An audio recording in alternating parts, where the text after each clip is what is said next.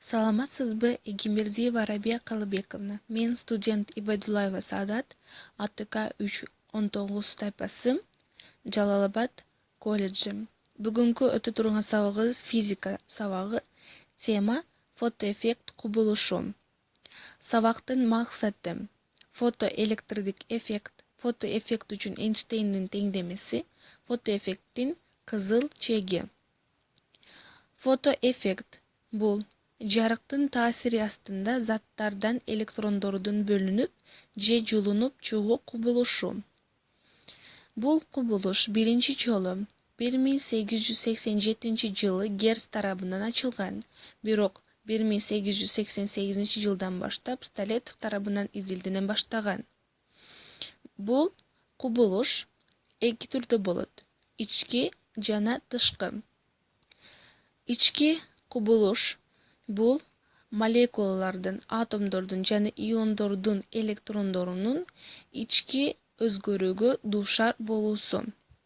Ал эми тышкы бул молекулалардын, иондордун жана атомдордун электрондорунун тышка учуп чыгуусу менен байланышкан. Тышкы кубулуштун закондору бар. Бул фотоэлектрондордун баштапкы максимум ылдамдыгы жарыктын жыштыгынан жана металлдын бетинин касиетине көз каранды. Экинчи, катыктын жарык аркылуу бирдик убакыт ичинде бөлүнүп чыккан фотоэлектрондордун жалпы саны жана каныккан фототоктун күчү бар. Үчүнчүсү, ар бир зат үчүн фотоэффекттин кызыл чеги болот. Газдарда фотоэффект кубулушу фотоионизация деп аталат. Бул жарык менен газдардын, атомдордун өзгөрүүсү. Эйнштейн теңдемесинде бул тышкы кубулуш көрсөтүлөт. Тышкы кубулушта электрондор А жумушка ээ болот, H турактуу санга жана алар кинетикалык энергия ээ болот. Мисал көрүшүбүз мүмкүн. Бул жерде электрондордун жумушун табыш керек.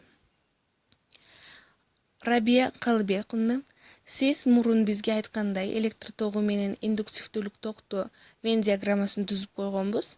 Бирок эми бул жерге фотоэффект тогун дагы кошуп койдум.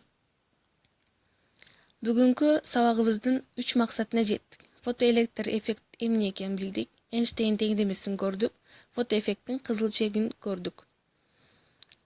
Сабагыбызды көңүл менен көргөнүңүз үчүн чоң ыраазычылык билдирем.